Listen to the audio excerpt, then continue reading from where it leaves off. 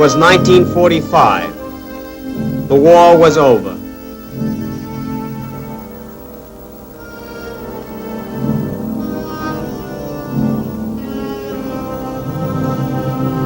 Slowly, painfully, life came back to the ruins of Europe.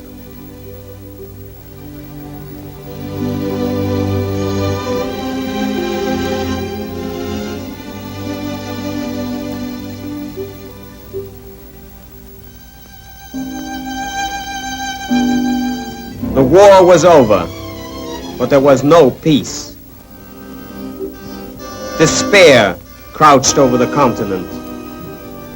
Hopelessness circled Europe like a bird of prey. Why?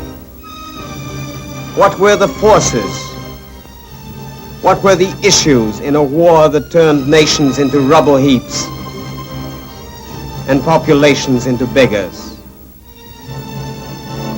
The people wanted the answers. They wanted to know what happened and why. In the Palace of Justice in Nuremberg, the people of the world came together, for there sat the International Military Tribunal to judge the chief Nazi war criminals.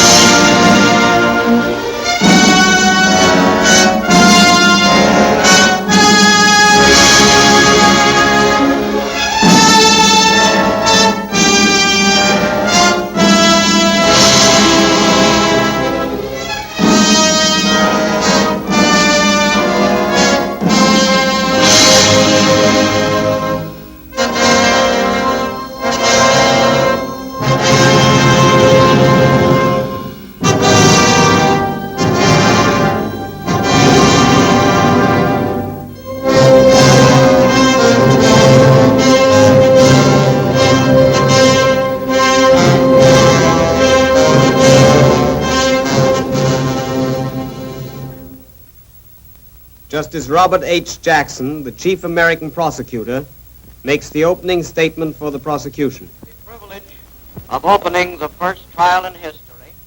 The privilege of opening the first trial in history for crimes against the peace of the world imposes a grave responsibility. The wrongs which we seek to condemn and punish have been so calculated, so malignant, and so devastating that civilization cannot tolerate their being ignored because it cannot survive their being repeated. That four great nations, flushed with victory and stung with injury, stay the hand of vengeance and voluntarily submit their captive enemies to the judgment of the law is one of the most significant tributes that power has ever paid to reason. This inquest represents the practical effort of four of the most mighty of nations, with the support of 15 more, to utilize international law to meet the greatest menace of our times, aggressive war. The common sense of mankind demands that law shall not stop with the punishment of petty crimes by little people. It must also reach men who possess themselves of great power and who make deliberate and concerted use of it to set in motion evils which leave no home in the world untouched. In the prisoner's dock sit 20-odd broken men, reproached by the humiliation of those they have led, almost as bitterly as by the desolation of those they have attacked. Their personal capacity for evil is forever past. Merely as individuals, their fate is of little consequence to the world. What makes this inquest significant is that these prisoners represent sinister influences that will lurk in the world long after their bodies have returned to dust. They are living symbols of the arrogance and cruelty of power, of racial hatreds, of terrorism and violence. They are symbols of fierce nationalisms and of militarism, of intrigue.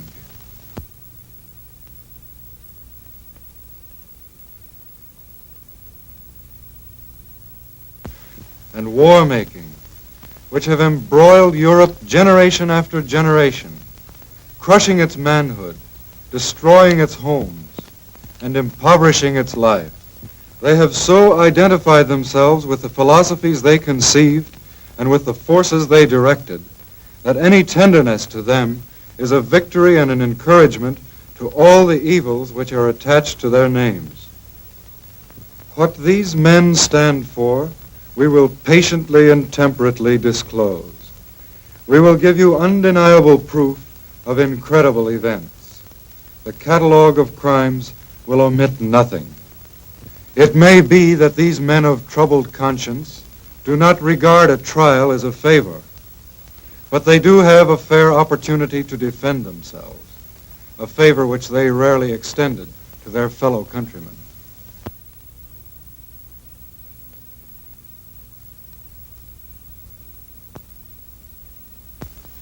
We will not ask you to convict these men on the testimony of their foes. There is no count of the indictment that cannot be proved by books and records.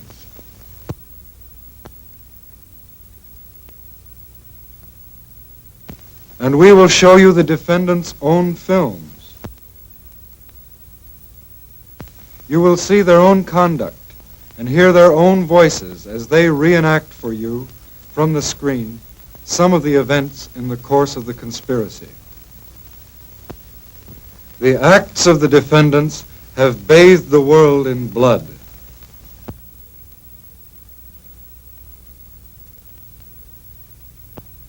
And set civilization back a century.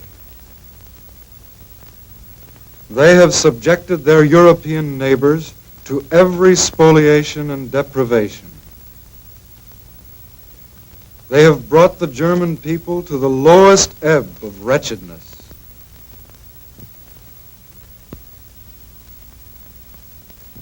They have stirred hatreds and incited domestic violence on every continent. These are the things that stand in the dock shoulder to shoulder with these prisoners. The real complaining party at your bar is civilization. The United States of America present count one of the indictment, that all the defendants participated as organizers or accomplices in a common plan or conspiracy to commit crimes against peace, war crimes, and crimes against humanity. The aims of this conspiracy were open and notorious. The aims of this conspiracy were open and notorious. It was far different from any other conspiracy ever unfolded before a court of justice. Pistol shots, and then wild firing. The heart leapt as old war experiences were relived. Its history is the history of the Nazi Party, which grew from the brawling streets of Munich in the 20s.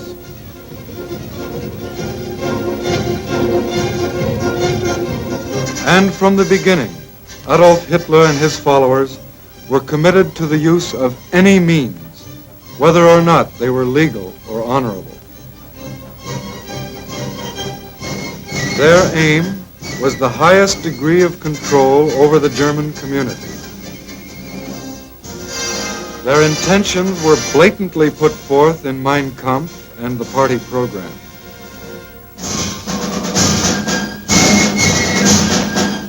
And they preached their favorite doctrine up and down the land. They said that persons of a so-called German blood were a master race, entitled to subjugate or even exterminate other races. They said that the Germans should be ruled under the Führerprinzip, or leadership principle, by which each sub-leader owed unconditional obedience to his superior, and so on right up to Adolf Hitler. They said that war was a noble and necessary activity of Germany.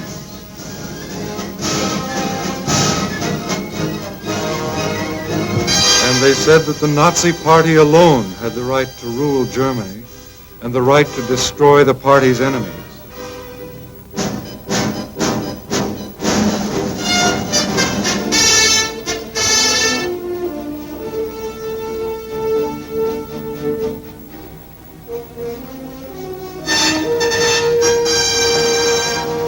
Their rise to power was based on fraud, deceit, intimidation, and coercion, culminating finally in terror and flame.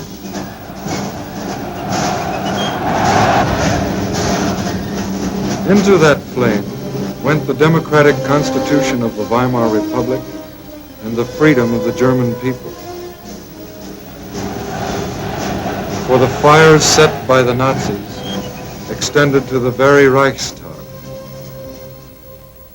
Hans Gesavius, a witness who formerly held a high position in the Berlin police administration, tells of his investigation of the Reichstag fire.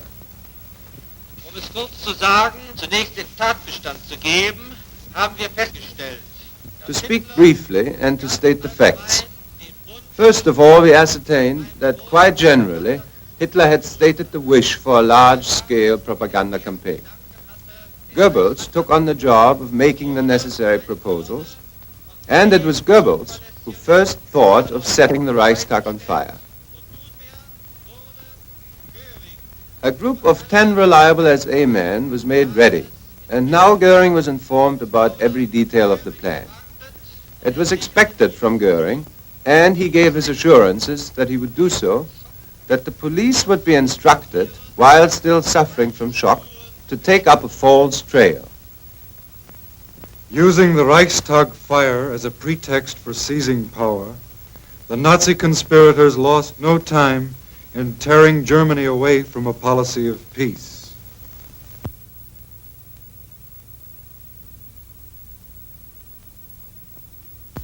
Late in 1933, they led their nation out of the disarmament conference, quit the League of Nations, and embarked on a course of secret rearmament.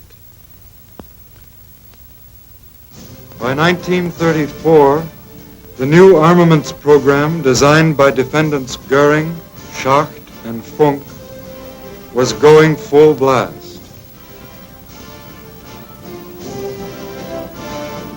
German industry was again turning out the tools of war.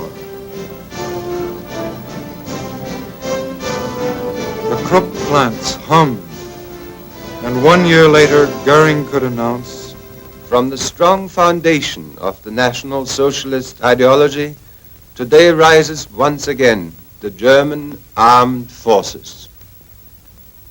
a few days later, General von Blomberg announced the new law for compulsory military service.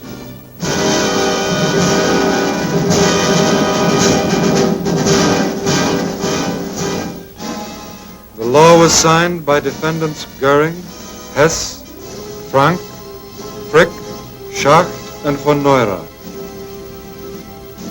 The training began.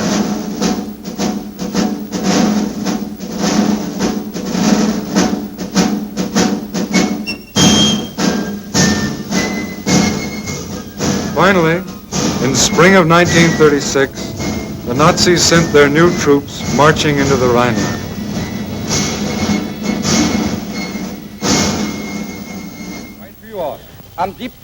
Mein Führer, on March 7th, 1936, soldiers of the army, which was created by order of the Führer, crossed the sacred river of German history and occupied their former garrisons. They pledged the Führer, whatever decisions he may make, unbreakable faith and obedience, and they vowed to follow him and to prove their sincerity by their never-ending love for Germany. The columns grew longer.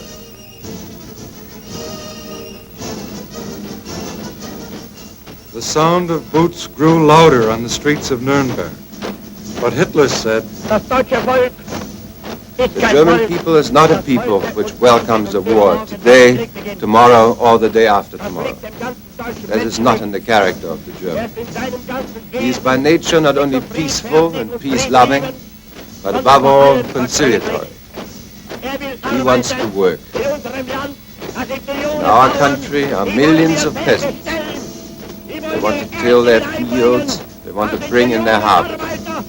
There are millions of workers. They want to perform their work.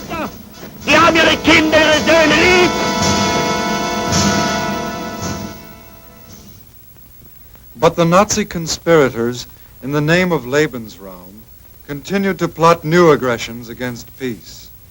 In November 1937, Hitler called a special meeting with defendants Goering, von Neurath, and Raeder, and generals von Blomberg and von Fritsch.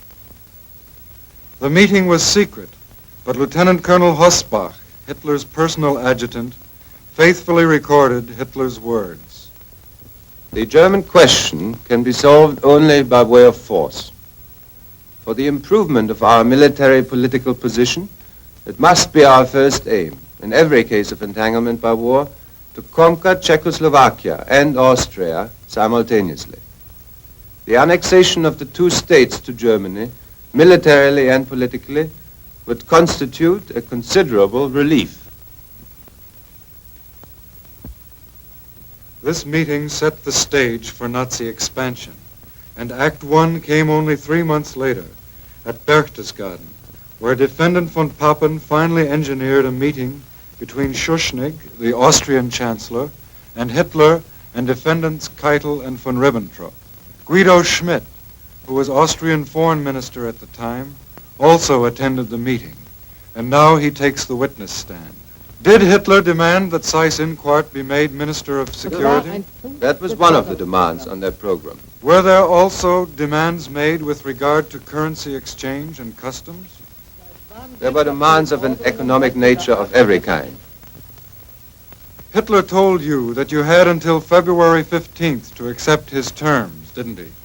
And he told you that if you didn't do so, he would use force? The ultimatum, as Hitler stated it, was that he intended, as early as February, to march into Austria, and that, for the last time, he was prepared to postpone it. Faced by these threats, the Austrians carried out all Hitler's demands. But the Nazi conspirators weren't satisfied. A month later, when Schuschnigg announced a plebiscite on Austrian independence, Hitler and Defendant Goering demanded the plebiscite be cancelled. Another ultimatum demanded Schuschnigg resign within 3 hours. Fearing invasion, Schuschnigg resigned, and finally Defendant Seyss-Inquart was appointed the new Chancellor of Austria.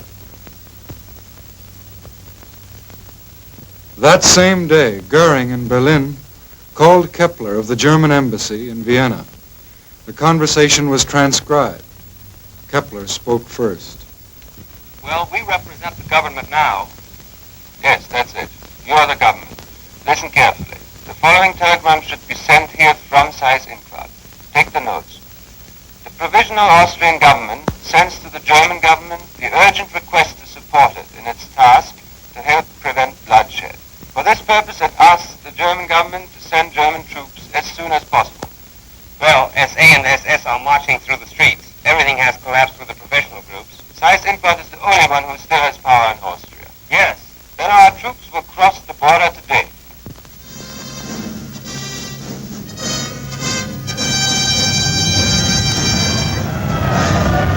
The act was written, joining Austria to Germany, and signed by defendants Seyss-Inquart, Goering, Frick, von Ribbentrop, and Hess. Hitler, of course, had said, Germany neither intends nor wishes to interfere in the internal affairs of Austria, to annex Austria or to conclude an Anschluss. 21st of May, 1935, Adolf Hitler.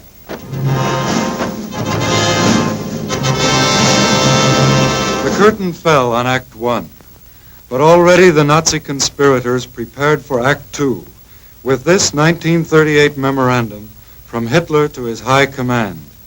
It is my unalterable decision to smash Czechoslovakia by military action in the near future.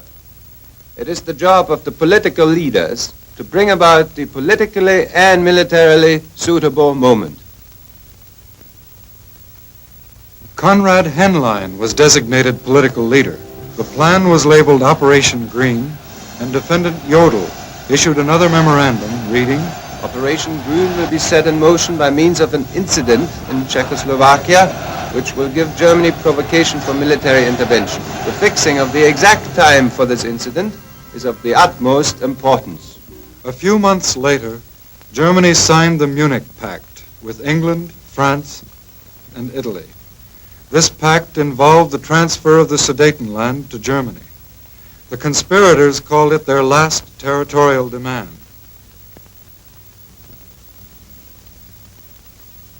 But before the ink was dry, they were making other plans. For Hitler's goal was the complete absorption of Czechoslovakia. And now the Czech president, Hacha, was called to a meeting with Hitler and defendants Goering, von Ribbentrop, and Keitel. They gave him the ultimatum. Bohemia and Moravia would be incorporated into Germany immediately, or Czechoslovakia would be invaded and Prague destroyed from the air. Hacha was helpless. Defendants von Ribbentrop and Frick signed the decree making Bohemia and Moravia a German protectorate. Speaking some months before about the Sudetenland, however, Hitler had said, I have promised, and repeated here, that there will be no more territorial problems for Germany and Europe.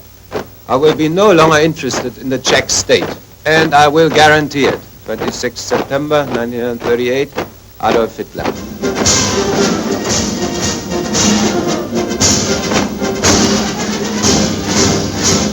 Now, according to more of his adjutant's notes, Hitler reviewed the Nazi plan of violence and treachery from 1934 to 39.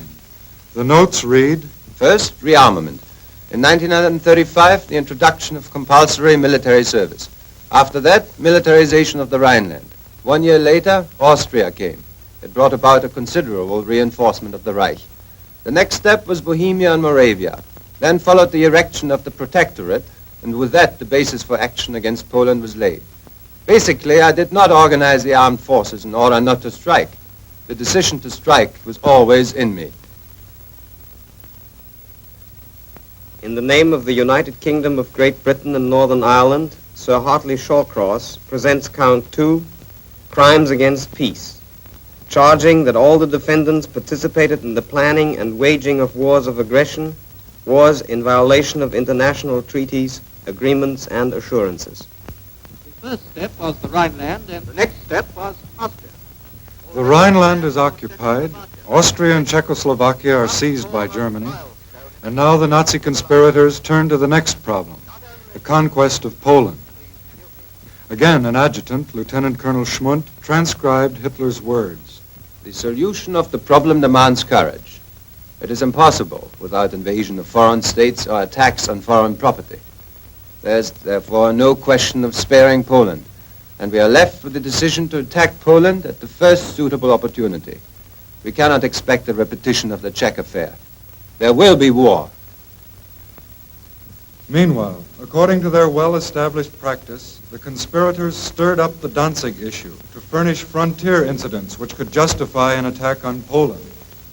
Then, on 23 August, the Nazis signed their non-aggression pact with Russia.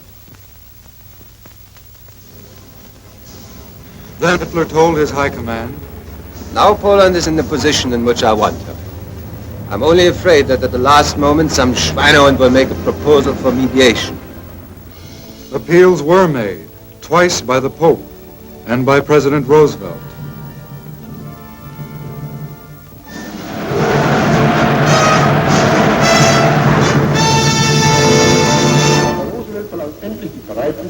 Finally, Mr. Roosevelt asks that assurance be given him that the German armed forces will not attack and, above all, not invade the territory or possessions of the following independent nations. He then names as those coming into question Finnland, Lettland, Litauen, Estland, Norwegen, Schweden, Dänemark, Niederlande, Belgien, Großbritannien, Irland, Frankreich, Portugal, Spanien, die Schweiz, Liechtenstein, Luxemburg, Polen. Meine Antwort.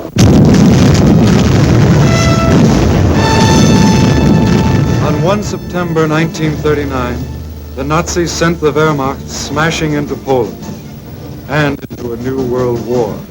For France and England, faithful to their mutual assistance pact with Poland, immediately declared war on Germany.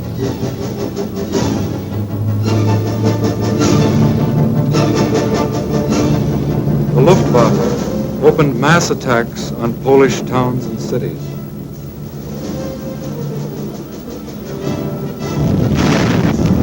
And Hitler, according to Schmundt's notes, said, Destruction of Poland in the foreground. I shall give a propagandist cause for starting the war. Never mind whether it be plausible or not. Have no pity. Take a brutal attitude. But, as usual, before the attack on Poland, Hitler told the world, During the troubled months of the past year, the friendship between Poland and Germany has been one of the reassuring factors in the political life of Europe. 30th of January 1939, Adolf Hitler. The path of destruction started in Poland, but soon it led north and south across all Europe. And each new aggression was based on Hitler's principle that in war, victory, not right, is what matters. Non-aggression treaty. It is firmly resolved to maintain peace between Denmark and Germany in all circumstances. 31st of May 1939, Ribbentrop. But on 9 April 1940, German troops invaded Denmark.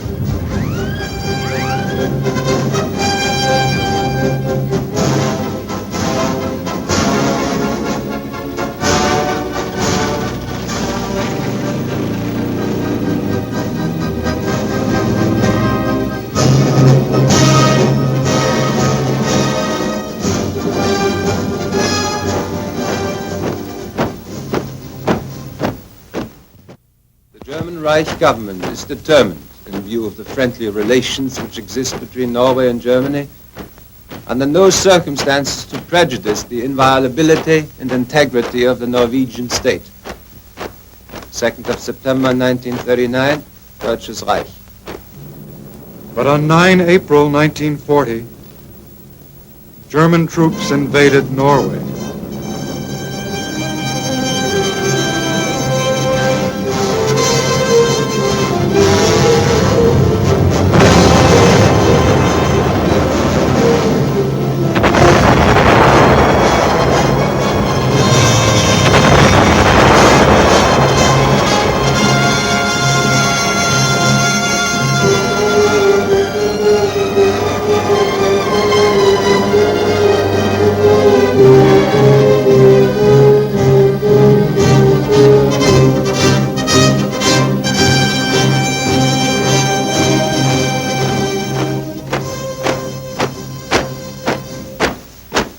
I assure the governments of Belgium, Holland and Luxembourg that Germany will not violate their neutrality.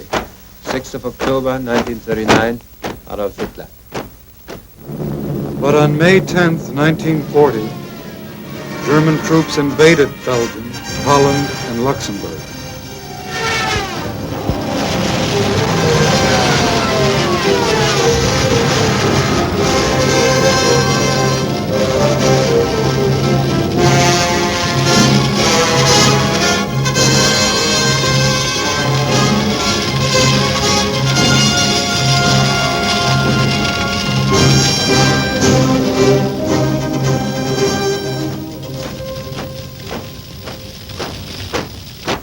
The firmly established, reliable relationship of Germany to Yugoslavia will represent an element of calm to our nerve-wracked continent.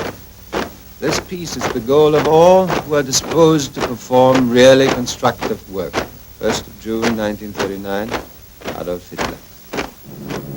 But on 6 April 1941, German troops invaded Yugoslavia.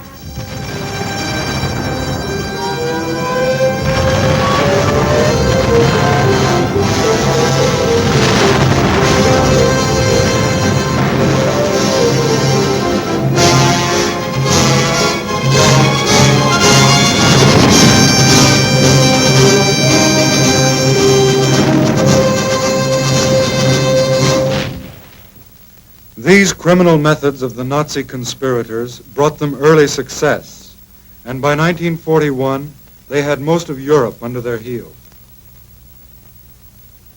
Now an evil ambition for power and more power drove them on. But two of the world's mightiest nations, the United States and Soviet Russia, remained to block the Nazi drive for world supremacy.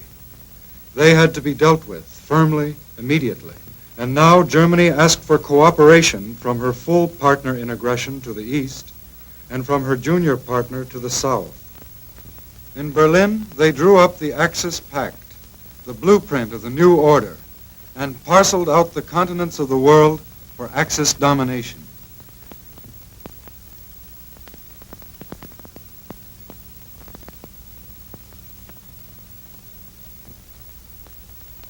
Italy was to get the Mediterranean sphere. Japan was to get the Orient, and to Germany would go the rest of the world.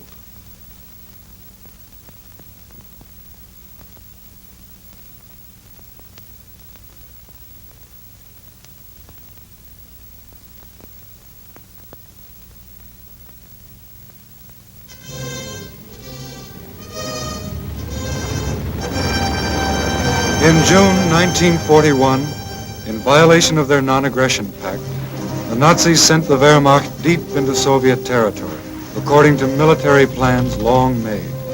As usual, there was no declaration of war. Hitler had said, "Today Germany, tomorrow the world," and this was tomorrow.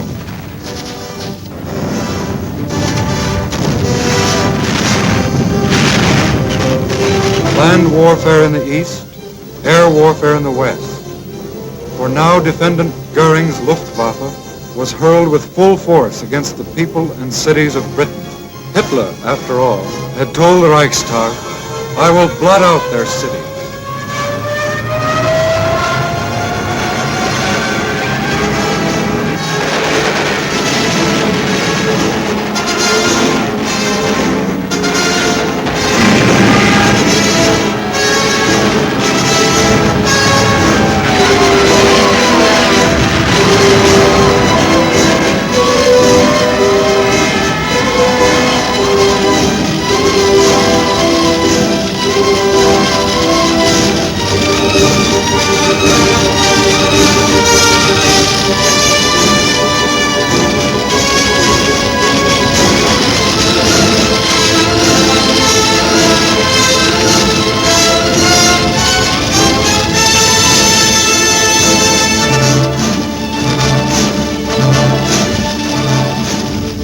Then, on 7 December 1941, the Japanese, keeping their end of an infamous bargain, struck at the United States, also without declaration of war.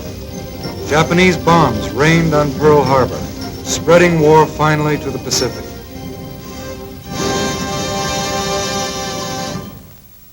The new order was on the march. World War II flamed around the globe.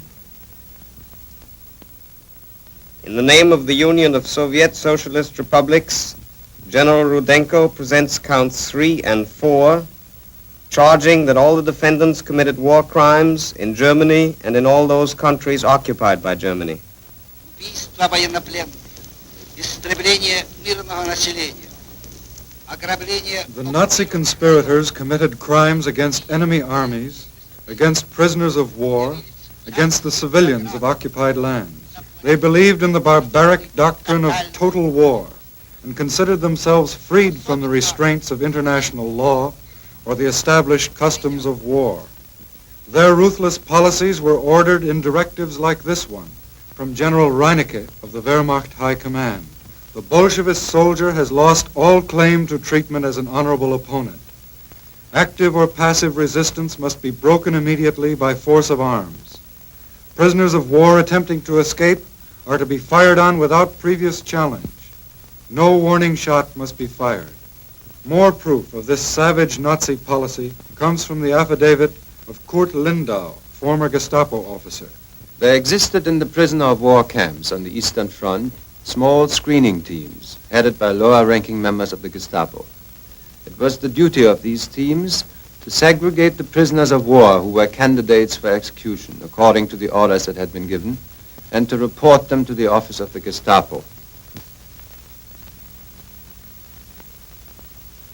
And a letter from Defendant Rosenberg to Defendant Keitel in 1942 stated clearly, A large part of the Soviet prisoners of war has starved or died because of the hazards of the weather.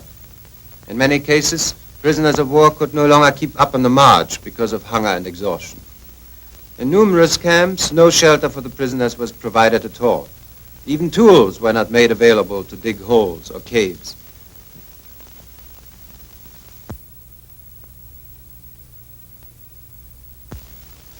Yet, when some objected that this treatment violated the Geneva Convention, Defendant Keitel answered with this memorandum. We are concerned with the destruction of an ideology. Therefore, I approve and back the measures. This is proved by the testimony of General Lahusen, who worked under Admiral Canaris in the Abwehr. General Lahusen attended conferences where crimes against whole populations were plotted in advance by the Nazi conspirators. Will you please explain exactly what took place at this conference in the Führer's train? First of all, Canaris had a short talk with von Ribbentrop, particularly as regards the Polish region. Secondly, Canaris spoke vehemently against the measures that he, Canaris, had found out about, to wit, the projected shooting and extermination measures that were being directed against the Polish intelligentsia, nobility, and clergy, as well as all elements that could be regarded as embodiments of the national resistance movement.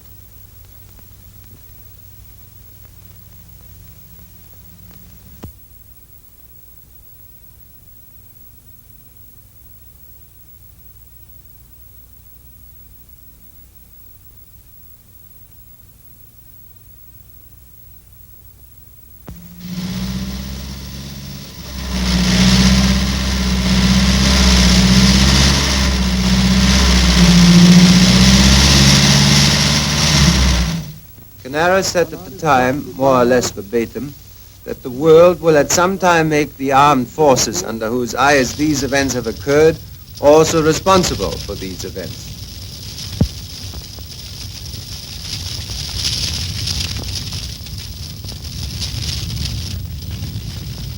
Defendant Frank, Nazi governor of Poland, was another of the conspirators guilty of directing mass murder. In his diary, he speaks of taking advantage of the focus of attention on the Western Front by carrying out wholesale liquidation of thousands of Poles. These atrocities were not restricted to the East. Here is the proof in the village of Oradour-sur-Glane, France.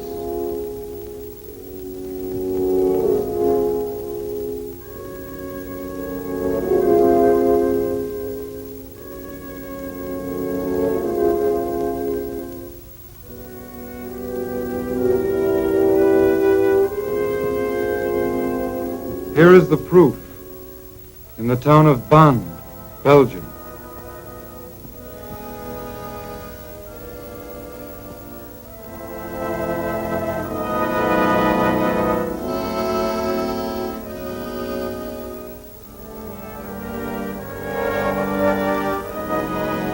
Here is the proof in the San Callisto Caves, Italy, where 350 hostages were carefully listed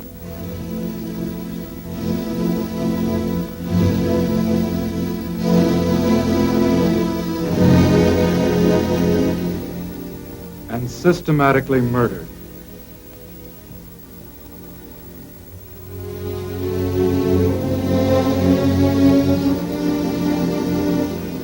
And here is Lidice in Czechoslovakia.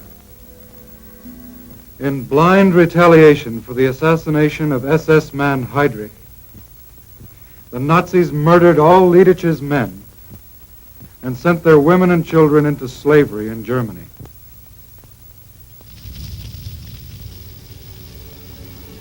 But this was not enough. Boys of the Arbeitsdienst were moved into the ruins of Lidice and ordered to level the village to the ground.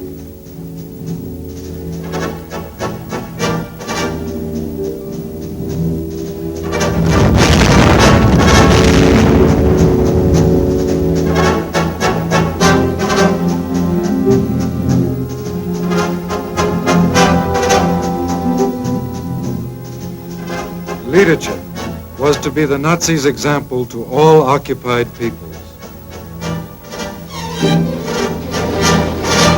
But more terrible still were the concentration camps, which from the beginning had been the conspirators' chief weapon against opposition of every kind. German anti-Nazis were the first victims, but with the war their numbers swelled to include citizens of all the nations of Europe. Their fate is described by witness Rudolf Höss. I commanded Auschwitz until the 1st of December 1943 and estimate that at least 2.5 million victims were executed and exterminated there by gassing and burning.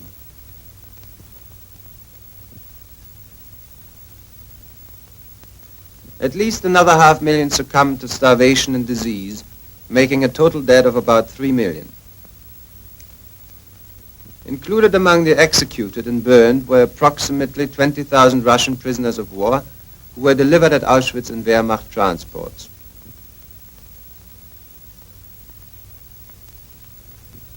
The remainder of the total number included about 100,000 German Jews and great numbers of citizens from Holland, France, Belgium, Poland, Hungary, Czechoslovakia, Greece, and other countries.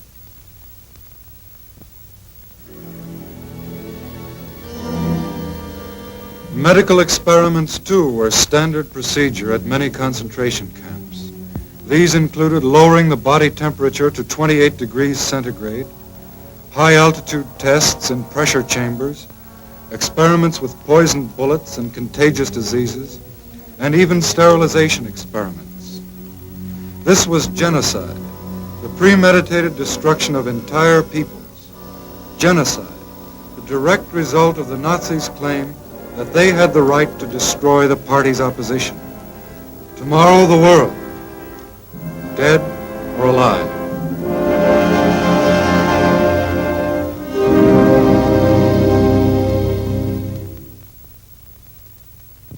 In the name of the French Republic, Monsieur de Menton closes counts 3 and 4, the final charges of the indictment.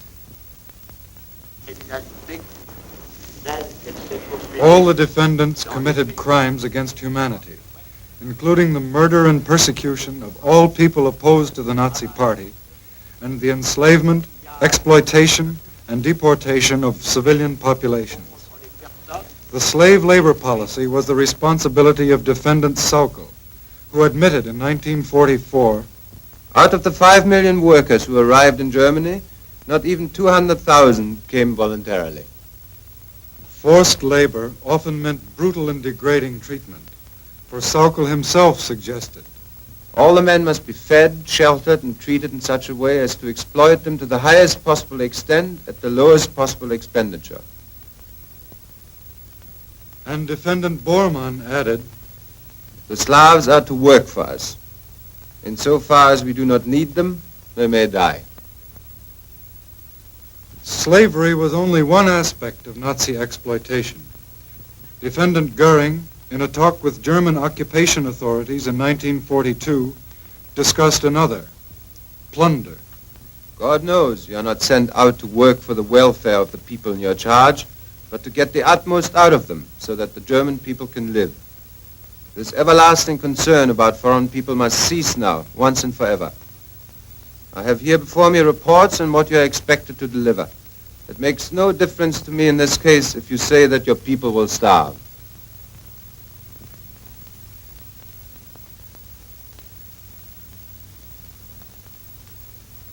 But Nazi crimes against humanity were not limited to foreign peoples. Defendant Frick, as Minister of Interior, directed a program aimed at aged, insane, or incurable Germans, the so-called useless eaters. Thousands were committed to special institutions. Few ever returned. Evidence proves they were murdered because they were useless to the plans of the Nazi conspirators. But perhaps the greatest crime against humanity the Nazis committed against the Jews, a campaign of hate and murder that goes to the heart of the Nazi movement.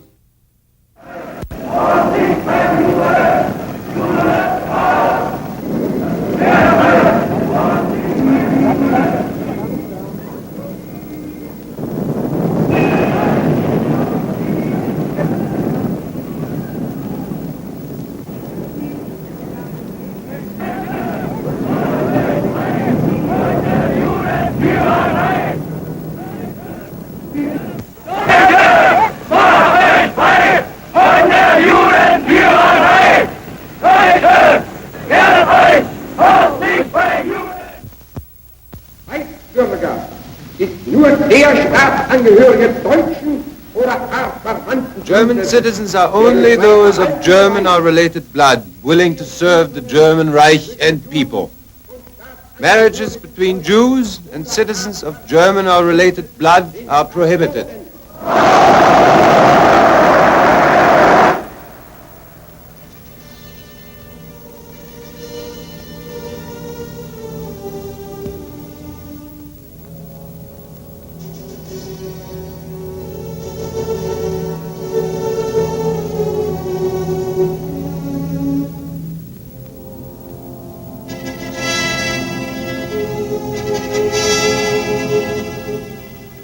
SS Brigadier General Stroop, in charge of the Warsaw Ghetto in 1943, had learned his Nazi lessons well. In a secret report, he said, The Reichsführer SS ordered on the 23rd of April 1943 the cleaning out of the ghetto with utter ruthlessness.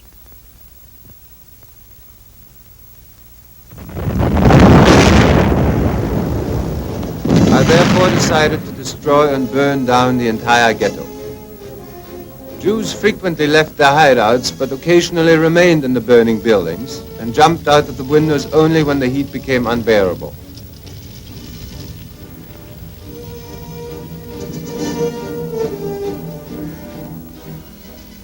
Life in the sewers was not pleasant after the first week. Tear gas bombs were thrown into the manholes, and the Jews were driven out and captured. Countless numbers of Jews were liquidated in sewers and bunkers through blasting. The longer the resistance continued, the tougher became the members of the Waffen-SS, police and Wehrmacht, who always discharged their duties in an exemplary manner. little by little, the Nazis were reaching what they called the final solution, the total extermination of the Jews of Europe. Hess described the process well. We had 2 SS doctors on duty at Auschwitz to examine the incoming transports of prisoners. The prisoners would be marched past one of the doctors who would make spot decisions as they walked by. Those who were fit for work were sent into the camp. Others were sent immediately to the extermination plant. Children of tender years were invariably exterminated, since by reasons of their youth they were unable to work. We endeavored to fool them into thinking they were to go through a delousing process.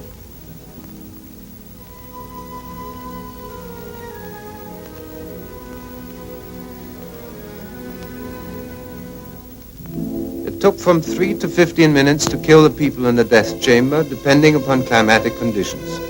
We knew when the people were dead because their screaming stopped. We usually waited about 1/2 hour before we opened the doors and removed the bodies. After the bodies were removed, our special commandos took off the rings and extracted the gold from the teeth of the corpses. Much of this loot was then transferred to secret vaults of the Reichsbank at Frankfurt am Main, the Reichsbank of Defendant Funk.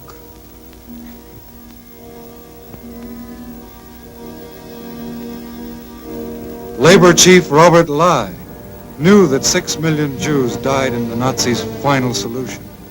In his will, he said, In anti-Semitism, we violated a basic commandment of God's creation.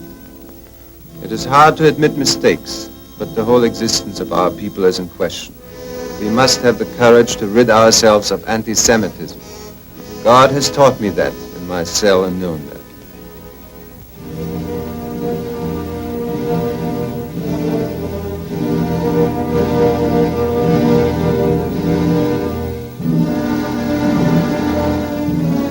And Defendant Frank himself said before this court, Wir haben den Kampf gegen das Judentum jahrelang geführt. We have fought against Jewry, and we have allowed ourselves to make utterances which are terrible. 1,000 years will pass, and this guilt of Germany will still not be erased. the prosecution rests. The defense begins. They call 61 witnesses and introduce 38,000 affidavits on the defendant's behalf. They submit 136,000 more affidavits on behalf of the SS, 10,000 on behalf of the SA, 7,000 on behalf of the SD, 3,000 on behalf of the General Staff and OKW, 2,000 on behalf of the Gestapo. These attorneys were personally selected by the defendants. Many are well-known German lawyers, and each now rises to plead acquittal for his client. Some make blanket denials of all guilt.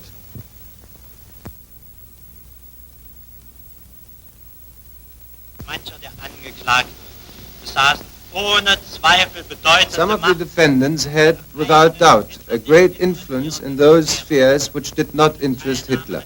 They had no part whatsoever in the great decisions concerning war and peace, armistice and peace offers, etc.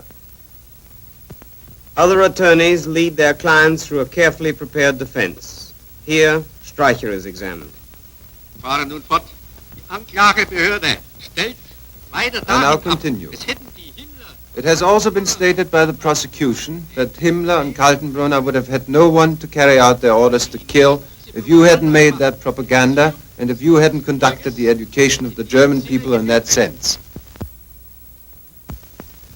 Ich glaube nicht, dass die vom Führer den Befehl erhalten haben. I don't believe that those who had been given the order by the Führer to carry out the killings or to pass an order to kill, that those people would have been made to do this by my periodical. Hitler's book, Mein Kampf, existed, and the contents of that book were the authority, the cause. Next comes Kaltenbrunner. Zum Vorwurf gemacht, Sie hätten das Konzentrationslager Mauthausen gegründet. You are accused of establishing Mauthausen, of inspecting and visiting this camp regularly. The witness Hellriegel testified having seen you in this camp, and further testified having seen you at the inspection of gas chambers, and while these gas chambers were in operation.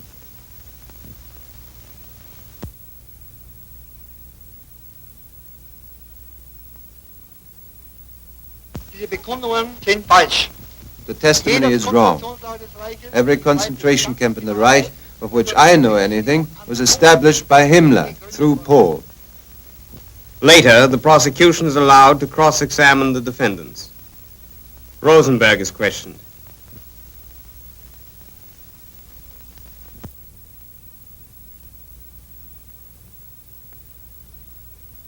Did your ministry force people to leave their homes, to go to Germany, to work for the German state? Hier ein Zwang ausgeübt wurde. It is true that force was used, and it is not denied that some terrible encroachments occurred. Now, Raeder takes the stand. On the 23rd of May, in the Reichschancellery, Hitler said that he would give you an indoctrination on the political situation. And he said, "We are left with a decision to attack Poland at the first opportunity."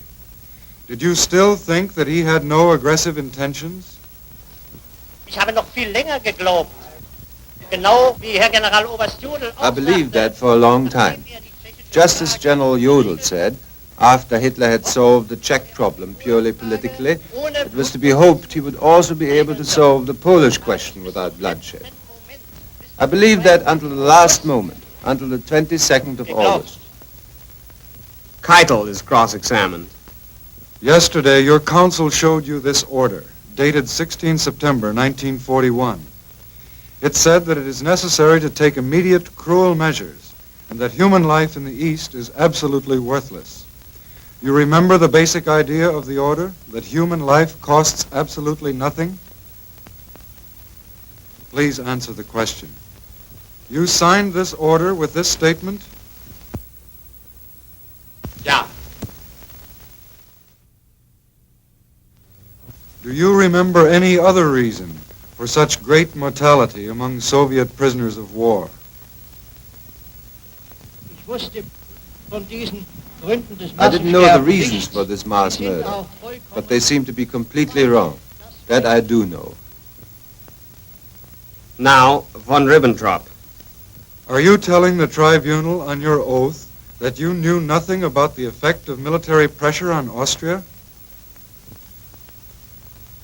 Ich möchte nochmals betonen, I wish to stress again that I knew nothing about military measures, and that if I had known something, I wouldn't see any reason not to say so. But it is a fact that during the days before and after the Hitler-Schuschnigg meeting, I was so busy taking over the Foreign Office that I could give only slight attention to the Austrian problem.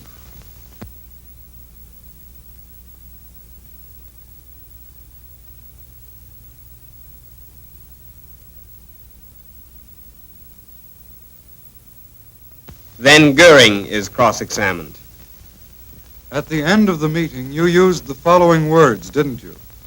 German Jewry must, as a penalty, forfeit 1 billion marks. Then the pigs won't commit any more crimes. Jawohl. Do you still say that neither Hitler nor you knew of the policy to exterminate the Jews? Soweit es mich betrifft, habe ich gesagt, dass I already have said that not even approximately did I know to what degree this thing took place. You did not know to what degree, but you knew there was a policy that aimed at the liquidation of the Jews. Nein, auf die Auswanderung der Juden und nicht auf ihre No, Ausrottung. not liquidation of the Jews. I only knew that certain perpetrations had taken place. Speer takes the stand. You were present on April 23, 1945, when Hitler received the telegram from Goering suggesting that he take over power. What did Hitler say on that occasion?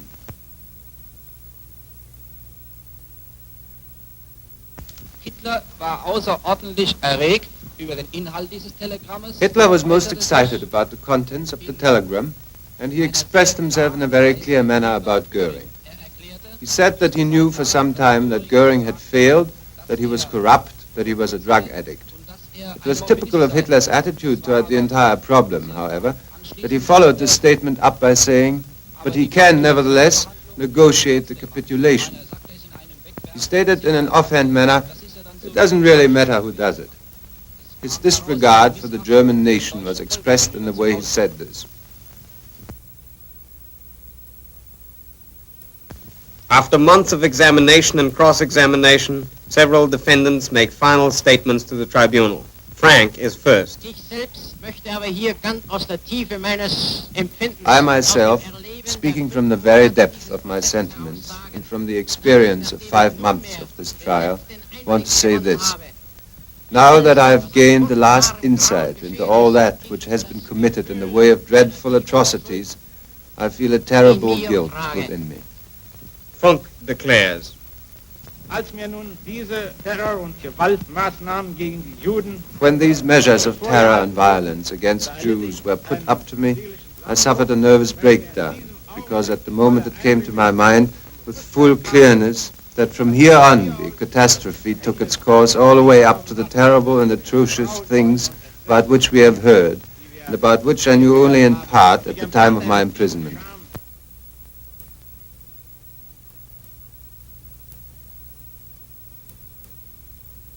I felt ashamed and guilty at that moment, and I feel the same way today, but it's too late.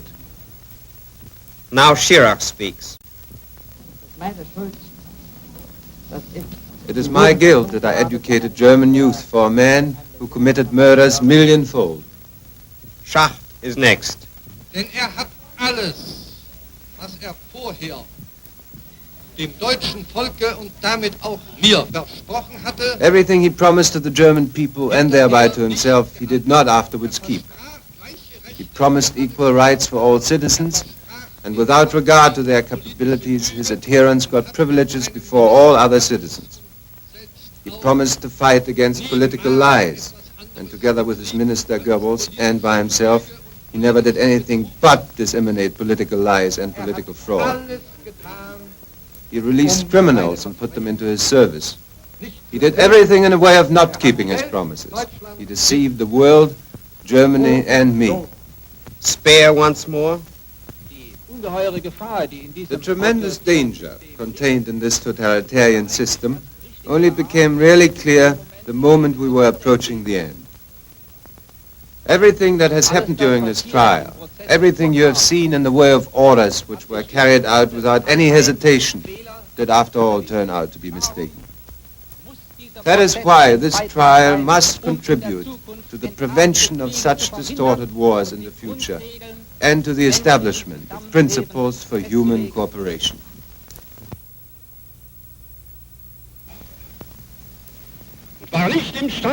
I erred. I was not able to prevent what should have been prevented. That is my guilt. I can only wish that out of a clear recognition of the causes, of the disastrous methods, and the terrible consequences of this war, there will arise for the German people a new hope for a better future in the community of nations.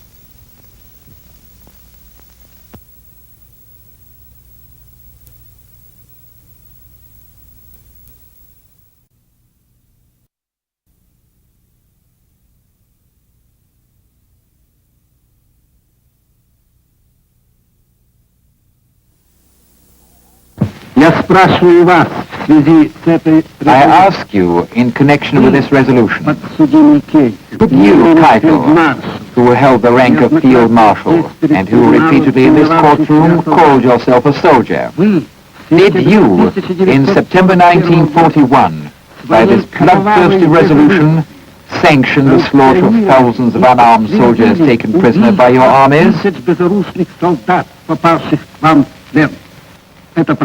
Is this true? Yes, this is my signature. Keitel was compelled to admit. Yes, it was his blood-stained signature. The Nazis slaughtered people from all countries of Europe in their death factories. They would have turned the whole world into a Majdanek. Britain and Mexico and Canada would have become Dachau's if Hitler's hordes had not been stemmed and routed.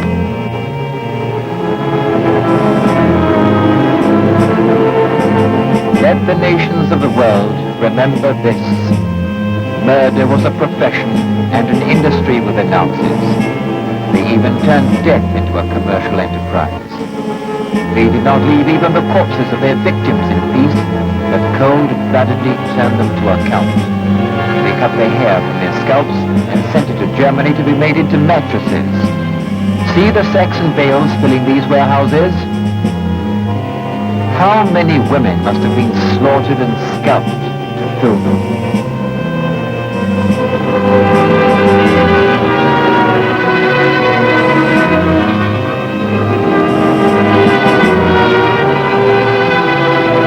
They pulled the gold teeth and dentures from the dead. The gold was sent to the vaults of the Reichsbank, into the treasure chests of Schacht and Funk.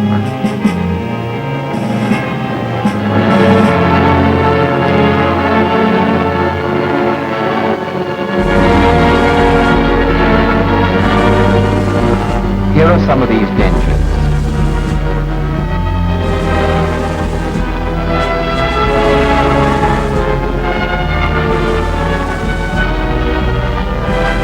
Here are gold teeth already melted down into ingots. The Germans turned blood into gold and used the gold for the shedding of more blood.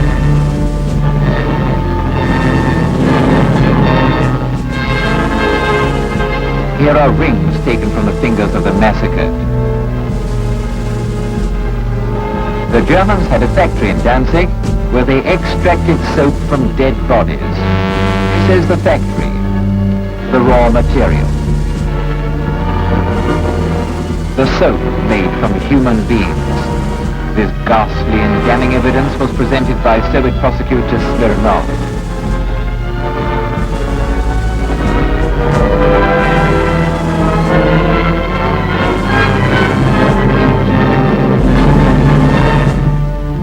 Here is human skin, dressed and tanned of the factory.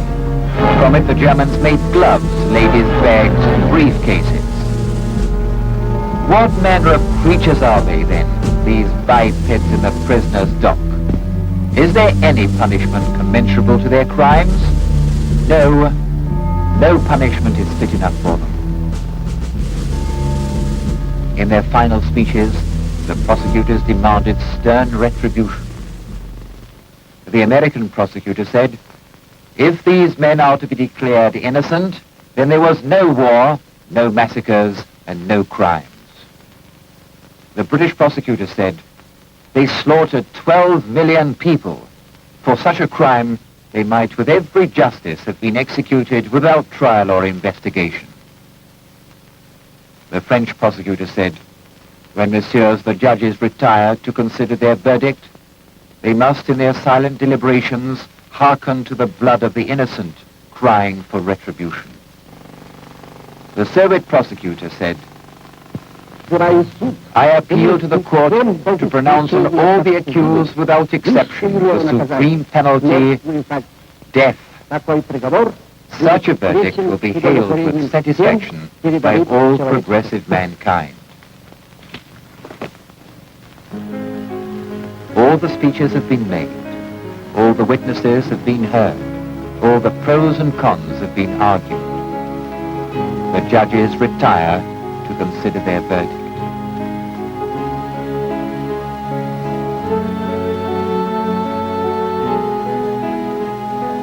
"10 months the International Military Tribunal sat. It carefully studied the countless evidence. It attentively listened to the numerous witnesses. It weighed the guilt of each of the accused in the scales of justice. And after mature deliberation, the judges pronounced their verdict.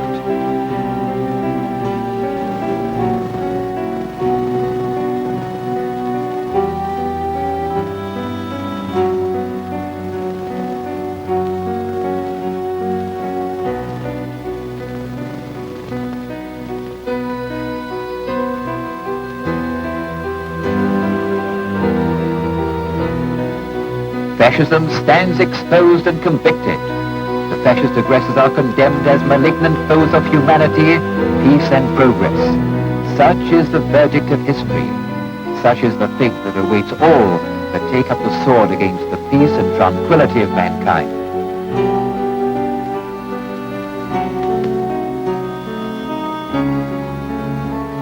The court passed sentence of death by hanging on Goering, Ribbentrop, Keitel, Rosenberg, Kaltenbrunner, Jodl, Frank, Frick, Saukel, Streicher, Seyss-Inquart, and in abstentio, Bormann. Sentence of lifelong imprisonment on Hess, Funk, and Raeder. 20 years imprisonment on Schirach and Speer. 15 years imprisonment on Neurand. 10 years imprisonment on Dönitz. Acquitted were Schacht, Papen, and Pritchett. The SS, SD, and Gestapo were declared criminal organizations. The Soviet member of the tribunal, General Nikitchenko, entered a dissenting opinion. He requested it to be recorded in the protocol that he disagreed with the verdict passed on Schacht, Papen, and Pritchett. They should be condemned, not acquitted. He disagreed with the sentence passed on Hess. It should be death, not life imprisonment. General Nikitchenko also disagreed with the tribunal's decision regarding the Reich's government, the General Staff, and the High Command. They should be declared criminal organizations.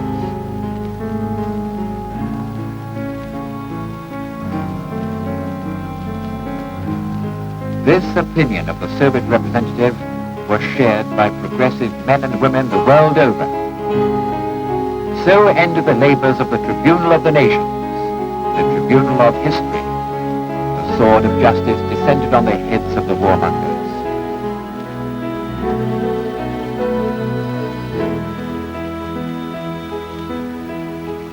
On the night of October the 15th to 16th, 1946, in the prison of Nuremberg, the sentence was carried into effect.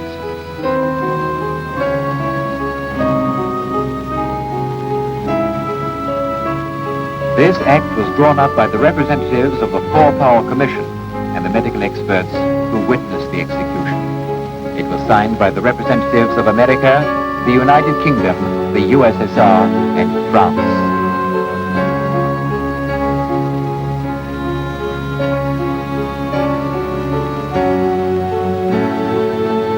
Justice has been done. The sentence of the nations has been carried out. The miscreants have been hanged. Now they are nothing but lifeless corpses. Ribbentrop, Keitel, Kaltenbrunner, Jodl, Trump, Frick, Rosenberg, Sauer, Streicher, Seyss-Inquart. Hermann Goering committed suicide by poisoning 2 hours before the execution. The bodies of the executed men, together with the body of Goering, were cremated and their ashes secretly dispersed to the winds. Their ashes have been dispersed to the winds. Mankind may now breathe more freely. Let the Nuremberg trial be a stern warning to all warmongers. Let it serve the cause of worldwide peace, of an enduring and democratic peace.